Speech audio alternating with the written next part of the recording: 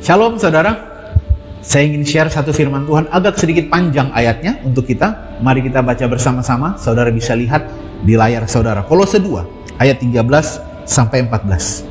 Kamu juga, kata firman Tuhan, meskipun dahulu mati oleh pelanggaranmu dan oleh karena tidak disunat secara lahiriah, telah dihidupkan Allah bersama-sama dengan Dia.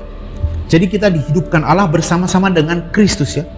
Sesudah Ia mengampuni segala pelanggaran kita, dengan menghapuskan surat hutang yang oleh ketentuan-ketentuan hukum mendakwa dan mengancam kita, dan itu ditiadakannya dengan memakukannya pada kayu salib. Ketentuan hukum apa yang dimaksud? Ayat lain menjelaskan bahwa dengan matinya ia membatalkan hukum Taurat dengan segala ketentuannya. Jadi saudara perlu perhatikan bahwa ketika Kristus mati, hukum Taurat dibatalkan dengan cara dipakukan di kayu salib.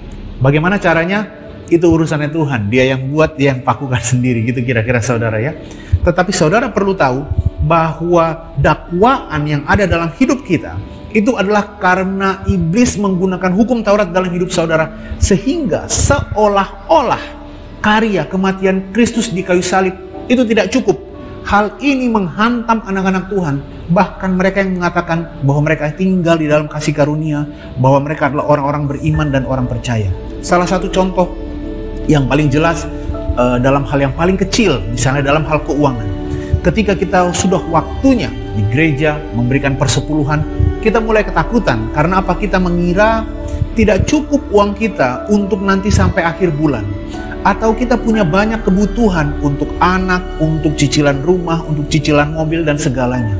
Saudara, itu adalah dakwaan si jahat yang berkata kepada kita di dalam hati kita, tidak cukup karya penebusan di kayu salib untuk membuat engkau diberkati. Tidak cukup karya penebusan di kayu salib untuk menjagai engkau setiap hari. Padahal firman Tuhan berkata, berkat Tuhanlah yang menjadikan kaya, susah payah tidak menambahinya. Saudara bukan hanya dijagai dengan Tuhan, dengan namanya atau dengan kekuatannya, tetapi melalui kematiannya. Saudara, tanpa menyadari karya kematian Kristus di kayu salib, tanpa memperkatakannya setiap hari, tanpa merenungkannya setiap hari, tanpa sadar, iblis mendakwa saudara dan saudara akan mulai mendengarkannya.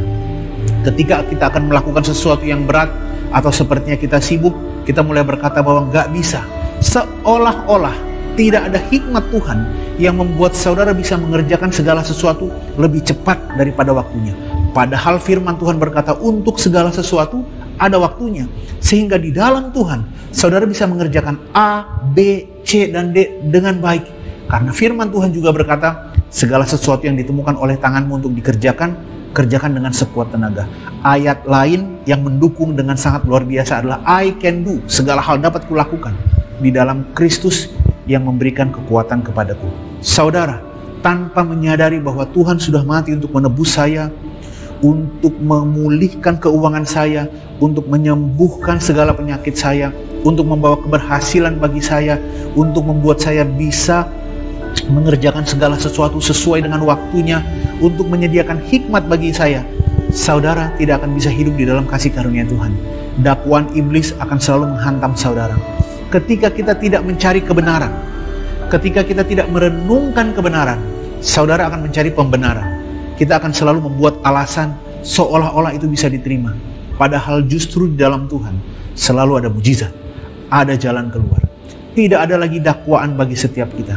Tidak ada lagi kegagalan. Ketika kita beriman dan kemudian kita mengeluarkannya dengan tindakan iman, kita akan melihat penyediaan, penjagaan, penyertaan Tuhan menyertai kita setiap hari di dalam hidup kita. Tuhan Yesus memberkati saudara.